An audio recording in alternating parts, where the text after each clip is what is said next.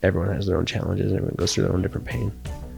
But being a dad now has been the best thing in the world. If you live your life thinking that every negative thought or scary thought is attracting bad to you, that sounds like kind of a miserable way to live. Your emotions and other people's emotions don't need to affect what happens next. Know who you are and act accordingly. Welcome to the Rad Dad Podcast. This is episode 46. I have one of my oldest friends is in term of years that we've been friends, James Biesinger. Super happy to have you on. Been planning this episode for quite a while. The flood happened here at the office and stuff, but it's all good because the timing works out and you're a new dad. I am. So, as of like 9.5 months ago. Yeah. Awesome. Yeah. So just to get into it, talk to me a little bit about like your childhood and your upbringing. Okay. Yeah. Well, you actually had my dad on the podcast, so Yep. Many of your listeners might have seen that episode. I was raised here in Spanish Fork, Utah. Met Jace when I was 7 years old at wrestling. Funny enough, actually, this is a story that I don't know if I've ever told you. Hold the table. Okay. I'm nervous now. I've never told you. So yeah, all right. So I mean, it's not bad. It's nothing crazy. But yeah, so I grew up here in Spanish Fork. Oldest of 5 kids. My parents are awesome family. Like, love them to death. My dad one year, I don't even remember how it all happened, but just decided that we needed to wrestle. So he signed us up for City League Wrestling, and we did that. It was great. He ended up meeting, a few different guys, and then I remember one day he said, "Well, son, there's a guy named Joe Kelly, and he runs a program called Diamondbacks, and you're going to keep wrestling through like the next few months." And I remember being so caught off guard a little bit. I mean, I was 7 years old and I liked wrestling, but I also hated wrestling. And that was just the story of the next 10, 11 years of my life. But yeah, that story sticks in my head very clearly. I remember exactly where I was. My dad said, "Go get your singlet. We're going to practice." And Joe Kelly. Grew up, awesome childhood. Wrestling was a big part of it, obviously, but being outdoors, we worked hard a lot. Spring break was usually spent picking up rocks or digging ditches or mending fence or building barns, and really taught us work ethic. Obviously, I hated it at the time, but looking back, I definitely think that there are lessons you can only learn as a kid with a little bit of physical labor. And that was really needed for some high energy boys for sure in my family. I mean, that's kind of a summary. Yeah.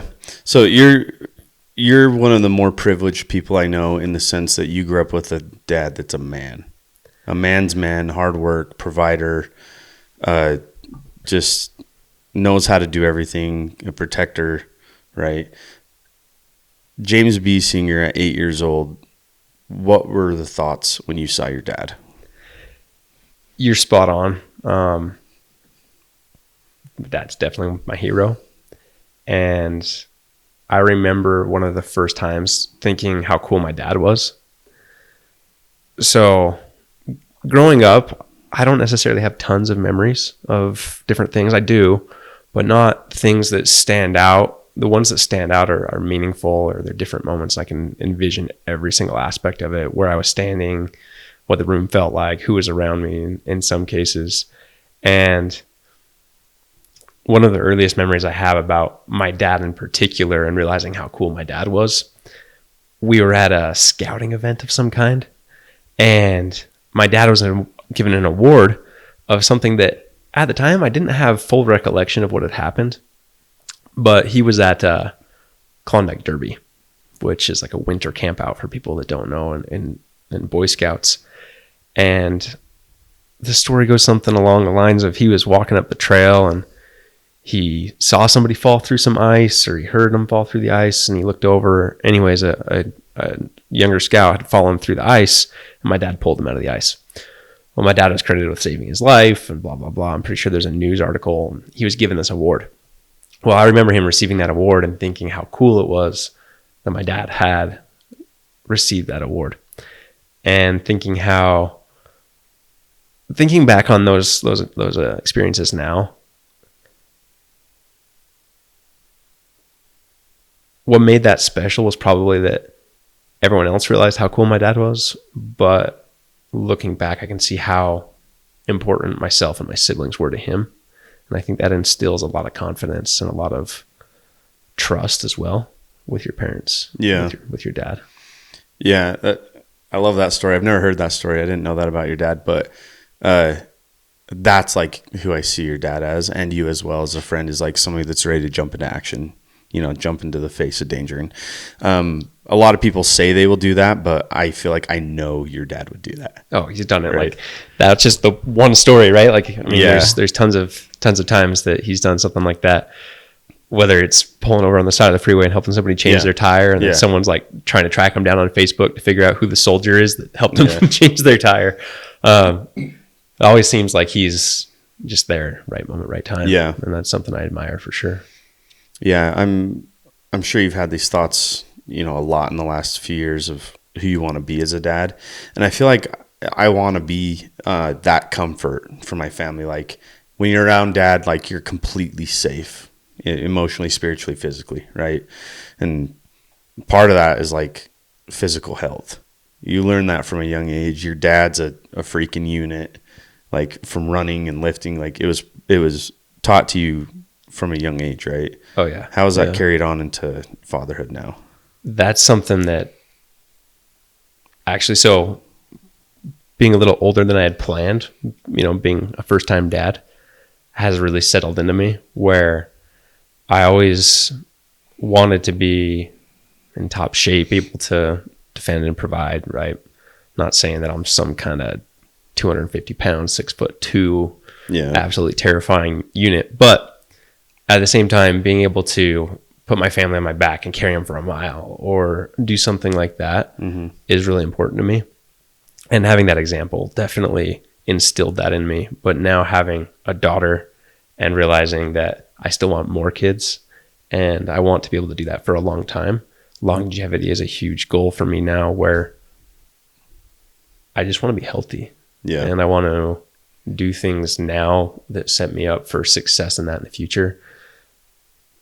If I wasn't, or if I didn't care about my health before being a dad, it's definitely settled into me now, where, in 18 years, 20 years, whenever she gets married, I still want to be able to whoop my son-in-law's trash a little bit if I need to. And I think that is just what a man should be. Not necessarily you have to be the scariest, most intimidating force, but you should at least have the capability of being able to protect your own. Yeah. It's funny how that switches, like in your early 20s or late teens or whatever. You just want to build muscle and look good, right? Yeah.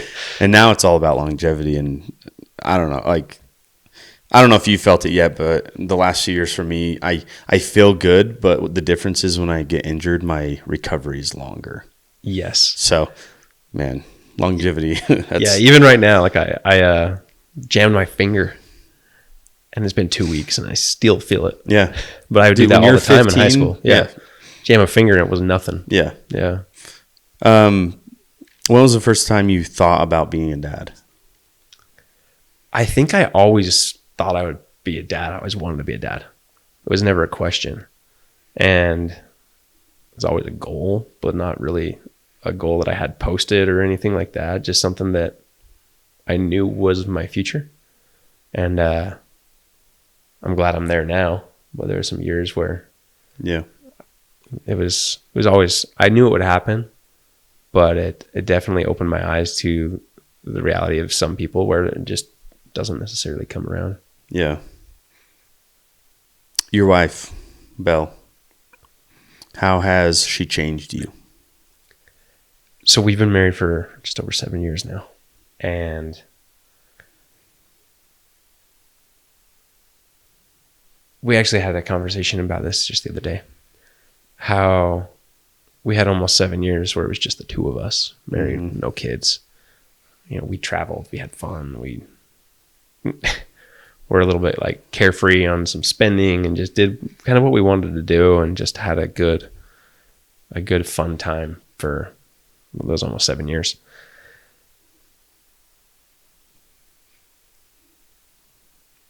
I don't even know if I'm the same person necessarily as I was when we got married. Like I am, but she's definitely helped me grow and improve in so many different ways. I think the biggest thing that I've changed lately is I'm a lot more empathetic now. I was not an empathetic person in my mind, at least. Yeah. And now I feel I am definitely an empathetic person. And maybe it's just due to life experience and I just needed to have some more experience. But I definitely credit a lot of that to my wife and seeing how she's handled adversity. Yeah. Let's get into your journey of becoming a father. It's kind of a longer one than a lot of people. Yeah. So when it comes to the world of like infertility or struggling to have kids or miscarriages and adoption and different things, I feel like everyone has their own stories, their own struggles. And a lot of people, I think, fall into a trap of comparison and, so first off, I want to make sure that I'm not comparing, just telling how it was for us. Yeah. Obviously, everyone has their own challenges, and there's a lot of people that are close to me, I'm sure close to you, that have their own struggles with being parents or getting even a second or a third kid into this world. And that's the funny part, that I always knew I wanted to be a dad, but until we actually tried to bring a kid into this world, then I realized, this is actually something that I'm gonna have to work at. It's not just gonna happen for me. So a few years ago, we decided we want to have kids. Felt like we were finally ready, and it just didn't happen. And there was always, I think maybe it was a little bit more of a concern or fear for Belle. And as we started, month after month, things just weren't happening. After a year, they let you actually go into the doctor and talk to him. Oh, is that what it is? Yeah, you have to go a year. Yeah, okay. A year of trying before they will actually diagnose you with infertility. They never really tell you why you can't have a kid. At least they never told us. And I don't know if it's just because they don't know or they don't want to tell you. I don't know. At least our doctor didn't. Even when I asked straight up, doctors were great though. Anyway, so after a year, we go in, do all the testing. Most of the testing's obviously on Belle. Pretty easy test for a guy. Yeah. Uncomfortable test, but only socially. Did those. We went through a few rounds of different treatments and things. Nothing really worked. And we did some IUIs, which is a little bit different than in vitro IVF. Didn't work. And I think the hardest part during those couple of years was definitely for Belle. Yeah. I think guys handle it different. For me, it was more seeing her struggle, seeing her pain. Mm-hmm. The constant failed pregnancy tests every month, like the new challenge of just getting back at it, getting back to it. It was a challenge, not just on us individually, but even sometimes like us as a team, where I do think I know it brought us a lot closer together at the end. But one thing that they tell you actually when you go in to start the IVF process is they kind of warn you that a lot of couples don't make it through, that it actually ends a lot of marriages. And I can see why. It's very stressful. Lots of hormones are being injected and lots of medication.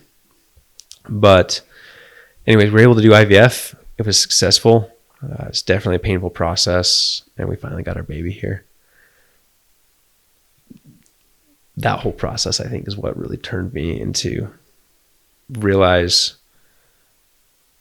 everyone has their own challenges and everyone goes through their own different pain. But being a dad now has been the best thing in the world. And no matter what path I had to take to get there, I would do it 100 times. Yeah. At what point in this process did doubt creep into your mind? The whole time. Really? Yeah. Which I was thinking, I've been thinking about this for the last few years, where telling yourself or thinking to yourself that your fears kind of predict or you kind of foreshadow the future. I think that Talking like law of attraction type stuff? yeah, I think that But if in you a negative way? yeah, I think if you live your life thinking that every negative thought or scary thought is attracting bad to you, that sounds like kind of a miserable way to live. But we definitely found ourselves there. At least I found myself there a lot, where I was like, man, are we just attracting this to ourselves because we just couldn't get out of it? And everyone has their advice. Everyone has their, whether it's spiritual advice, whether it's physical advice, whether it's just, go on a vacation advice. I mean, we tried it all. And it definitely doubt creeps into your mind pretty heavy. And, people say, well, just adopt or just do this. And like, those are all great options. But for me at the time, that's not what I wanted. Yeah. And people always mean well, but it does get into your mind. And it's up to you individually or myself individually. So I decided to determine how I looked at it. The hardest thing was not only doing that for me, but doing it for Belle and making sure that we were on the same page, that she felt confident and comfortable and that we were a team, because the doubt constantly creeps into your mind. You don't want anyone else to have to go through it. So when they call you up and tell you that they're pregnant or you see pregnancy announcements, it hurts. Yeah. But at the same time, you can't, I would never wish anyone to not be able to get pregnant if that's what they want. And so it's a bittersweet moment. And you guys are in that age group where it's like everyone's having babies. Yeah. Everyone. And that was definitely painful. Like, there was a lot of painful moments where, it's no fault of anyone. Like I said, I would want nothing but the best for all the people that I love and care about. But it was definitely hard on us, I'll say. Did you feel pressure as the man to be strong and not show these doubts to Belle? Because she was already going through her own challenges. Absolutely. You don't want to be a burden. Yeah. But I think that's maybe not for everybody, but for me, sometimes that just feels like that is the role that you have to take as the husband. Yeah, it is. In all aspects. Whether it is that we're just more logical and women are more emotional or not, but definitely being the rock, which I won't lie, we took our turns at moments, but making sure that she was confident, that I was confident, was really important to me, at least. Mm-hmm. Yeah, there's been times in Katie and I's marriage, and I think most people experience this in their marriage, where it's like, I'm having a really, really hard day or week, and Katie expresses she's having a hard time too. And I've had these thoughts where it's like, well, screw me, I guess I'll bury my stuff and go help Katie. But correct me if I'm wrong, I feel like that was probably magnified for a few years with you guys. Yeah. That's, again, man, I don't know, if the whole IVF thing was just a magnification of just what life is, just magnified in one single issue. Yeah. And looking at it in hindsight, it was a big learning experience. And it was something that, while, again, I wouldn't wish it on anyone, I wouldn't wish to go through the whole thing again, I look at it as such a valuable time for us. Yeah. It was, almost 3 years where we learned a lot. We grew closer. But yeah, all the stress that I have in my life, all of that, it just really didn't matter when it came time to being there for my wife. And that's something else that I think, as I've seen examples of men that I look up to in my life, my dad, others, is I think, man, we are just supposed to be servants in a lot of aspects. We're supposed to be of service to those around us and, provide, protect, do all of those things. And sometimes it's just as simple as just being there, just as a support and to give confidence. Yeah. I completely agree. And starting this podcast, I'm still trying to establish my feelings on this subject, because part of me is like, yeah, I have this podcast where we encourage men talking. But on the other side, I'm like, bear your burden as the man, you know? And so, yeah, I'm still trying to figure out where I stand on that. But I think what I've established is I need to take care of myself so that when the time comes to bear those burdens, I'm ready. Yeah. If I get caught off guard with my pants down, like it's just going to cause a lot more issues. Yeah. So I need to do the things daily to prepare myself to be that person that shows up. Yeah. And I think you're spot on with what you're doing. Everything you're doing with the podcast and with Rad Dad and everything you have around it. I think you're spot on, because yeah, at times maybe we do have to bear it a little bit more, but there are times when we should share our feelings with our wives, with our spouses. But I also think having other men around you that build you up is really important. Yeah. And that build you up and make you feel more confident, because our wives are typically going to love us and support us no matter what, tell us how awesome we are. Sometimes it's nice to just know it from other men, from other dads, from other husbands. Yeah, it's different. It is super different hearing it from somebody that you respect a lot. Yeah. They're like, dude, you're winning. Yeah. And sometimes like, whoa, I haven't looked at my life I don't that way. feel like I thank am. you. Yeah, you know? Yeah. No, absolutely. What lessons did you and Belle learn in this process of becoming parents that is going to carry on into you guys being better parents? I mean this in complete like humility, but that lesson has made it so that these first 9 months, while it's hard being a parent, obviously she's little, so it's easier, but it's made me realize that life is just challenge, and it's just all about how you face it. Yeah. And so every day of waking up, and I mean it, like having a baby was number one top of mind priority for all of those years, where it was everything that we talked about, everything that we prayed about, everything that we thought about, everything that our whole life really revolved around felt like it was all just, how do we get a baby here? Yeah. And the fact that we got through that makes me feel that we can get through anything together.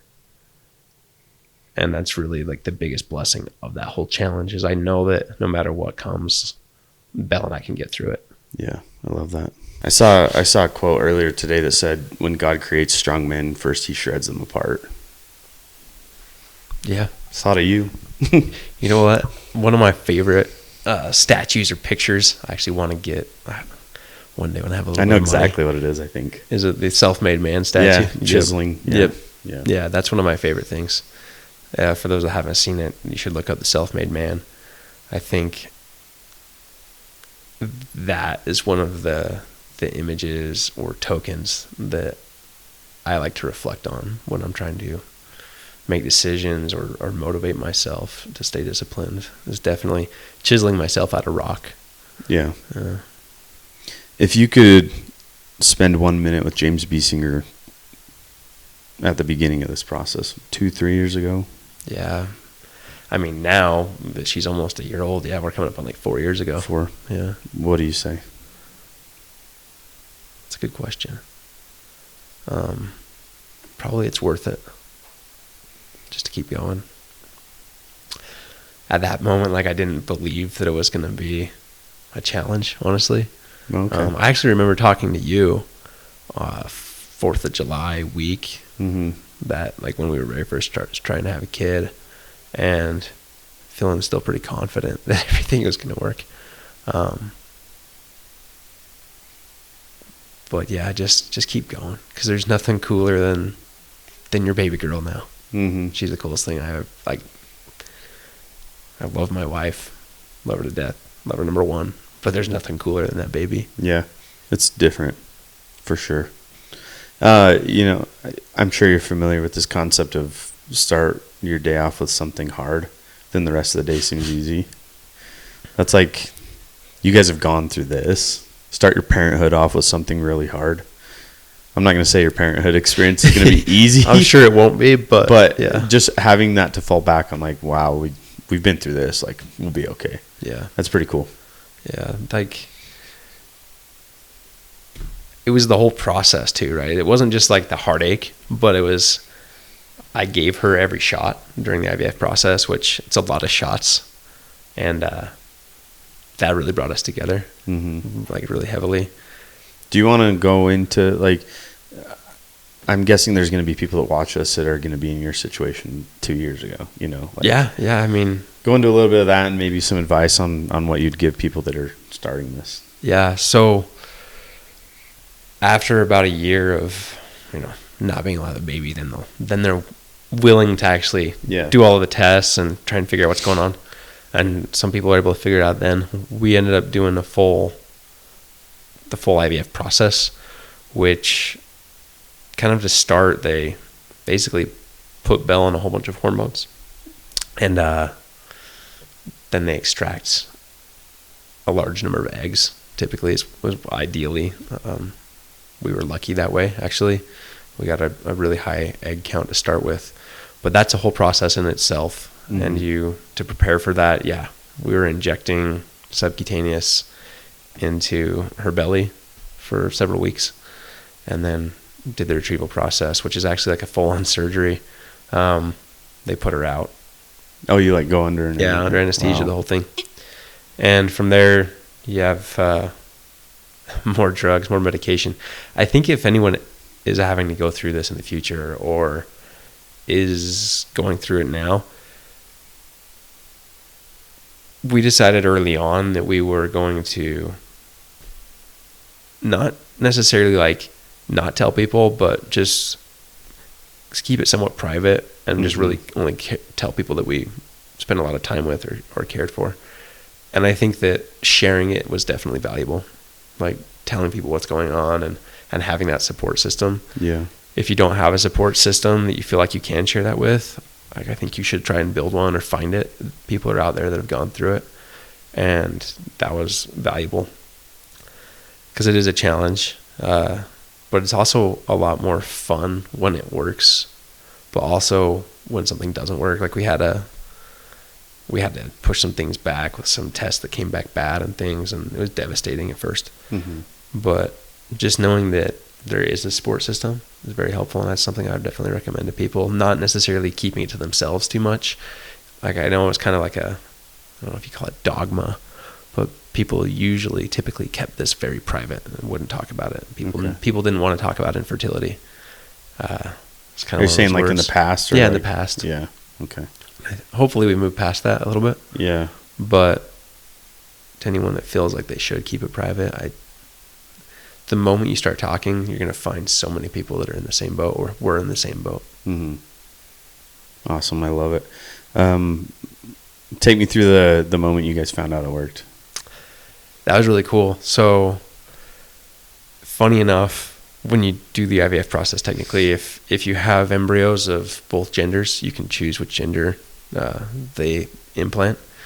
We chose to not choose gender and just have them put the strongest in, so we didn't know whether. I guess so. They didn't know either, right? They did. Oh, they did. They did. So we did testing on all of them to make sure that they were all healthy, and gotcha. So we knew the genders. We knew which genders we had.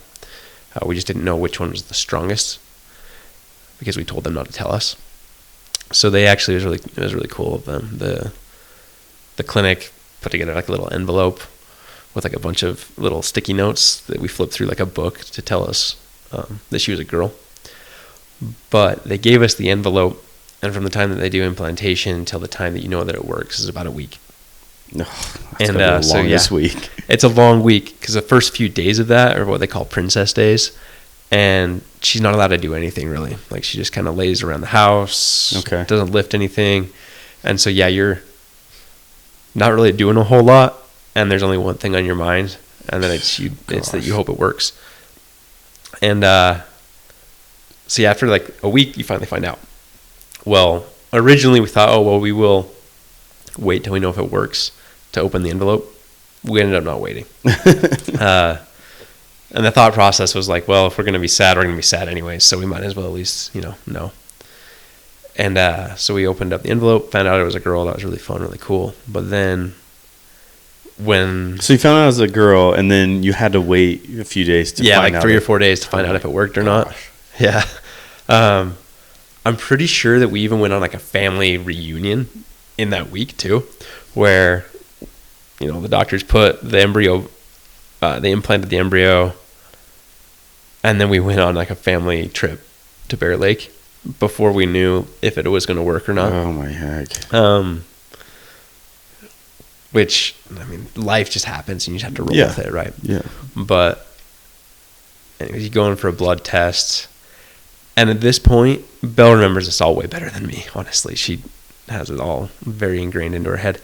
But I think I don't remember if she had taken a pregnancy test or not. The doctor said not to, just because pregnancy tests that early on are always accurate. But when they did call and tell us that the blood test was positive and that we were pregnant, it was just a really cool moment. And but what'd you do? Just sat there and cried, honestly. Really? Yeah. Like, do you jump up and down? Do you just cry? Or? Yeah, I mean, I stayed home from work that day just because I knew they were going to call, and I didn't want to be at work, and I wanted to be with Belle when they called. So we went and got blood test done in the morning, and then they called us that afternoon, and it was just a really cool day. I think we went and got dinner and just celebrated a little bit. Yeah. During the whole process, we got a dog, we call her IVF dog, and she was even stoked. It was because she just gets, I remember her like being all excited, and she could probably read your emotions. Oh, yeah. And anyways, what's funny though is after that blood test, I swear to you, there was stacks of pregnancy tests on our bathroom counter for weeks. Belle was constantly taking tests just to confirm, just because it had been so long where we didn't know, that seeing that positive pregnancy test was just such a dopamine hit, I guess. For every negative pregnancy test that we took for those years, I guarantee you that she took a positive one just to counteract it, which is kind of fun, honestly. Mm-hmm. I definitely don't miss seeing pregnancy tests around the house, but it was fun. That's awesome. Now talk me through holding your baby for the first time. First off, birth is crazy. We've had a few brand new dads on the podcast. I think I watched Trent's episode. Just wide-eyed. Similar. Yeah. It's so cool. Like, women are so strong. And I think if they realized how strong they were, we'd have a run for our money in a lot more aspects. Yeah. Obviously, just amazing. Yeah. So amazing. But yeah, I think so.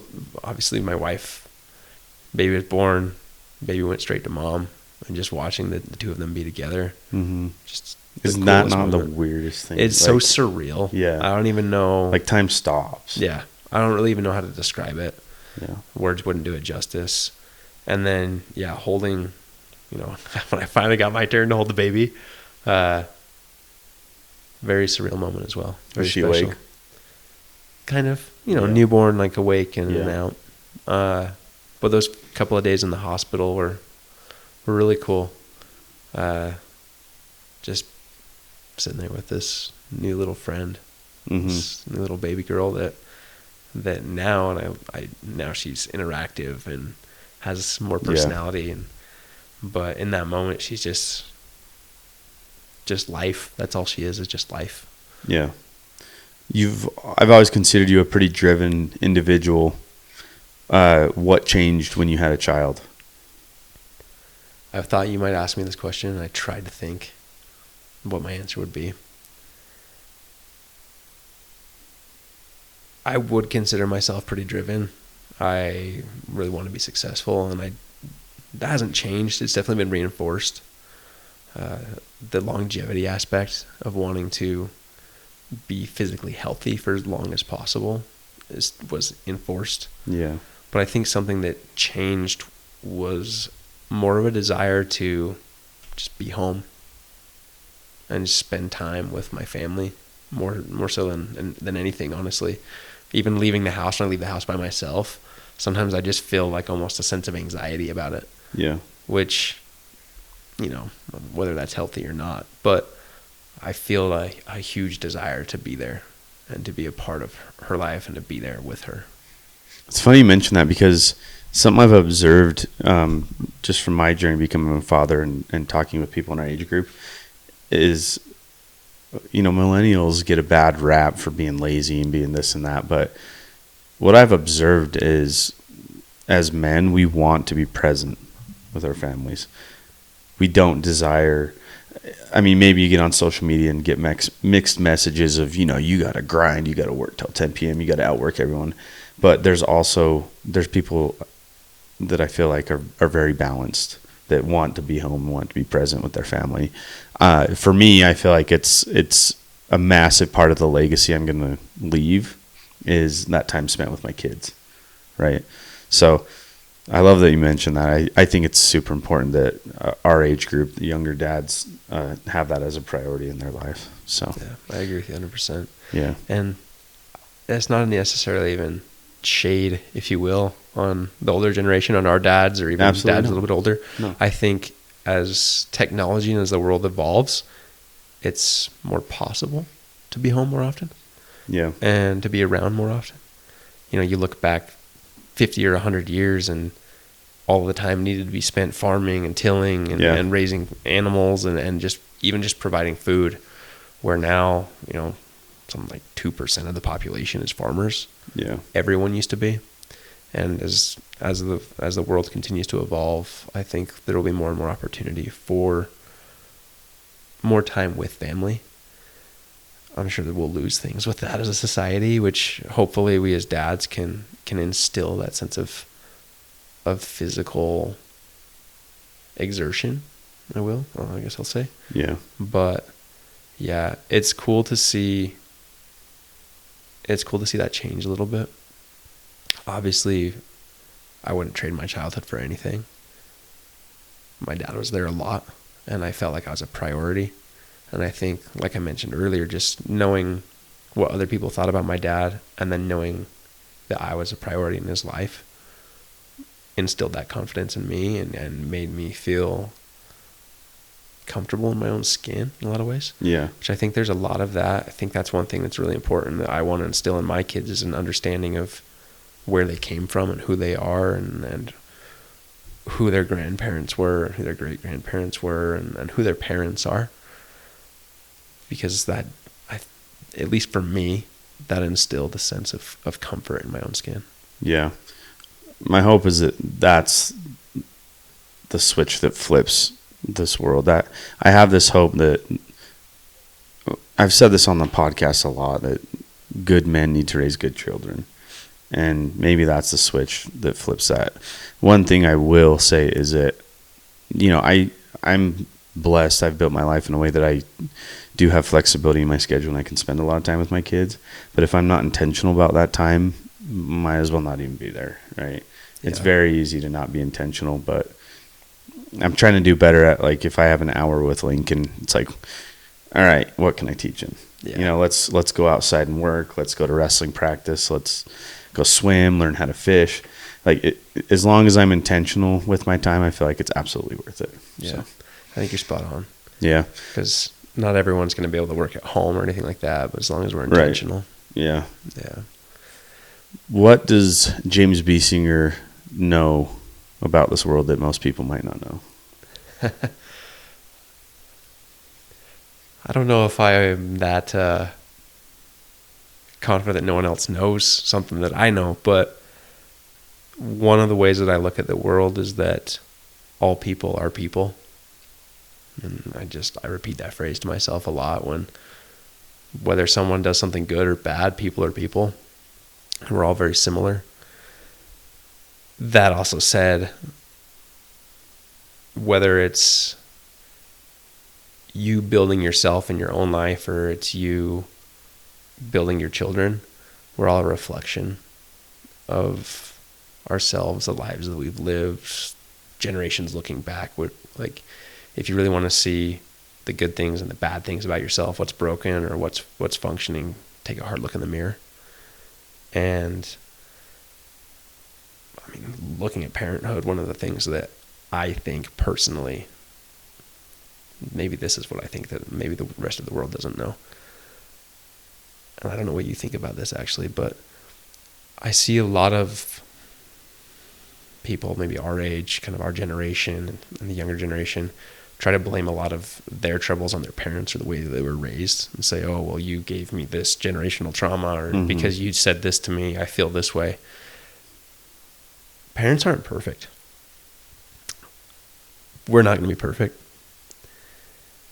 And I think the cold hard truth, and maybe it's a little bit of a hot take and uncomfortable, but if you do that, you're playing a little bit of the victim card.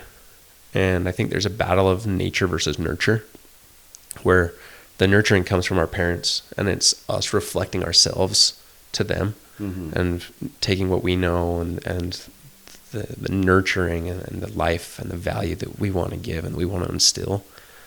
And then there's the nature of the child. And it's up to each of us individually to determine what our nature is. And I don't think that's unchanging or unchangeable. And it's definitely up to us to decide how we react to things. So whether you feel like you had the best parents in the world or the worst, it's up to you and your nature to determine how you react to that and how you want to reflect onto the next generation, or how you don't want to reflect onto the next generation. Love it. I've asked a lot of my podcast guests, if you could talk to yourself when you were 18, what would you say? I'm going to flip this on you. If you could talk to yourself in 20 years when life's chaotic and your life's moving fast, what are you going to remind yourself to not forget? In 20 years from now. I mean, I have high hopes for myself that I'll remember what's important. But I think that would be just to keep a perspective of what's truly important in this life. I believe everything that we do will echo on and leave a long-lasting legacy here and in the next. And I hope that in 20 years, when I'm 50 or so, that I still have that perspective of what's really important, and that I'm not just chasing, and that I'm happy with where I'm at in life. That I'm happy. Yeah. Hopefully I can remind myself to be happy. Yeah. The truth. I feel like, unfortunately, a lot of times with men, it comes out years, decades later in addiction or, small choices that lead up to a very large bad decision, But yeah, keeping that perspective, man, and then staying happy, truly happy, super important. Let's rapid fire some skills that dads need. Okay. Dads and men. So, for example, tying a fishing knot. Yes. Now you go.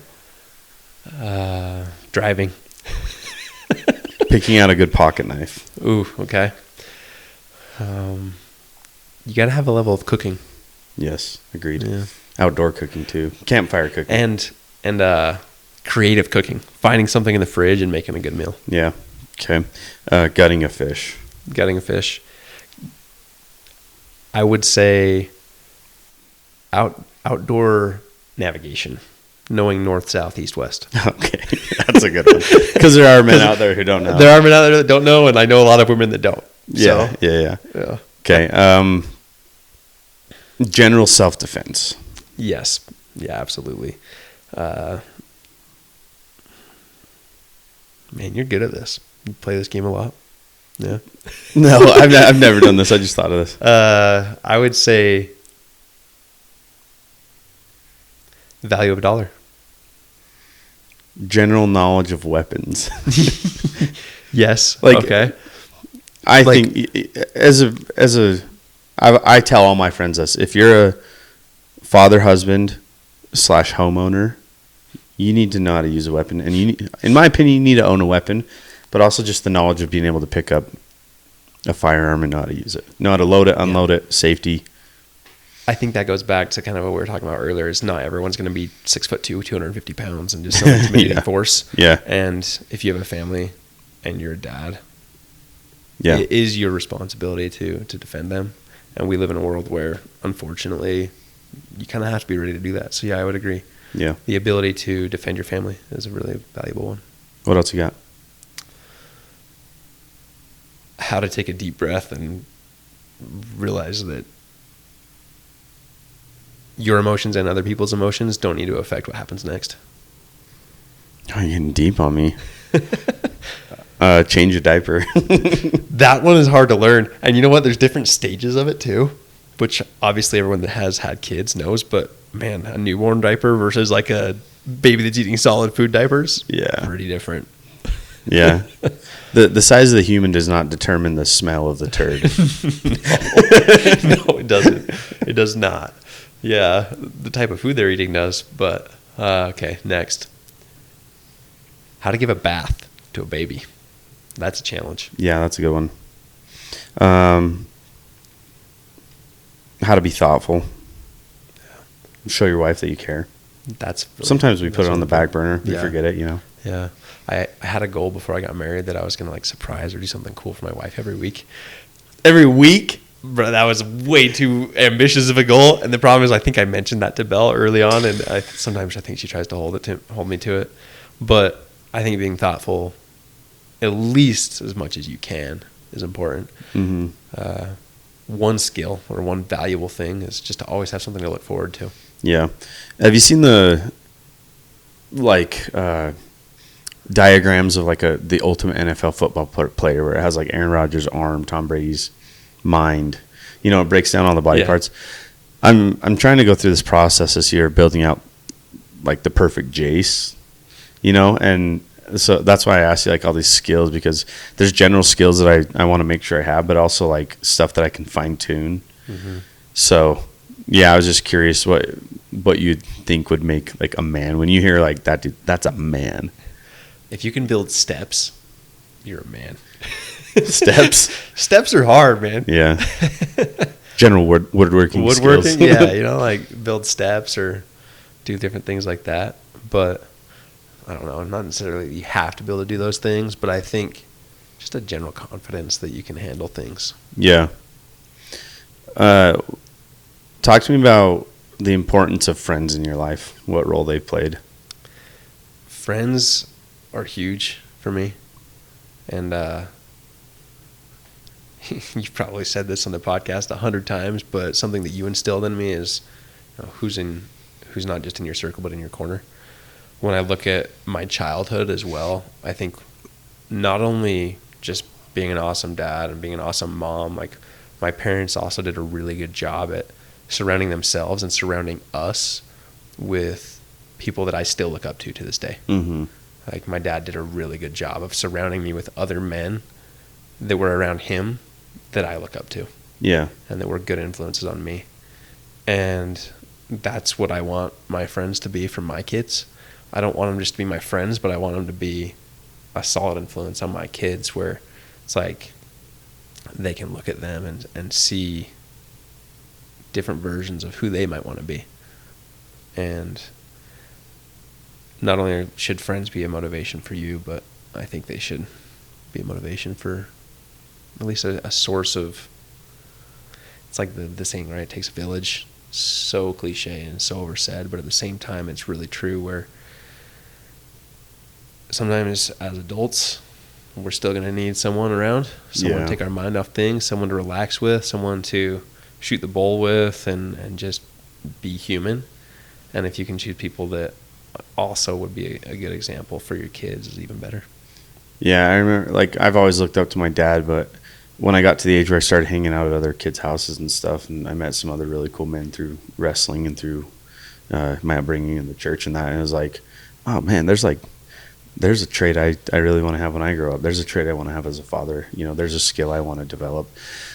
It's funny because taking Lincoln to wrestling, he's okay at focus and like listening to me, but sometimes I'll try and teach him a skill, and then another dad will step in and he'll listen and just like get it down. I'm like, okay. So like some of the dads there, we have the agreement. But like that could be a little frustrating though. Huh? Yeah, like we have an agreement now. We just like I'll coach your kid, you coach my kid type thing. Yeah. But you just brought to my mind. I feel like it's important to surround my life with dads that Lincoln can see as an example as well. Yeah. And sometimes, probably listen better than he listens to me. So. Yeah. And not necessarily that like kids always need to be involved, but definitely keep the kids around when, other adults are around. That's something I want to do. And we've tried, in all aspects of life, something that I thought, again, like I've said, but I always knew that myself and my brothers and my sister were a really big priority to my parents. Like my parents didn't really travel on their own or do different things on their own. Like we were the priority. Mm-hmm. And so I want to reflect that in my life too, where, hey, it's not put the kids down and walk away. Actually, this isn't a judgment or anything, but it made me think of this. Actually, I was in the sauna the other day at the gym, and a dad was in there talking about how he and his wife are going on a trip, and the other guy's like, oh, you're taking the kids? And he said something along the lines of, oh, they don't deserve to go on the trip. And, people talk, and I'm sure he didn't mean it in a bad way, but for me, if you're having a trip just with your wife, I think that's awesome. But I want to avoid an attitude of, my kids don't deserve to be here, or I don't want my kids with me. Yeah. And just always having them be able to have good examples and just be around and learn from the world. Yeah. I've seen examples of both types of families where on one side of family, they're always together, always doing stuff, and the other side, the parents are always trying to get away from their kids. Like they're working so that they can go on a trip and leave the kids at home, or they're waiting till the kids are old enough that they can tend and they can, go do their own thing. So, yeah, I totally understand your point. Is there anything else I should be asking you that you want to share? No, just I'm excited to continue this journey, and maybe in 20 years we'll do another episode and see how I feel then. 20 years? No, okay. But yeah, man, I definitely look up to all of you that have had kids for a little while, have more than one kid, and shoot, like she's just barely crawling upstairs now and things, and I'm just excited to see where things go. Yeah. Well, last question of the podcast. Do you know what it is? No. If there's if there's one lesson you want to leave with your family when you're no longer here, what is that lesson? I wish I'd have prepared for that one.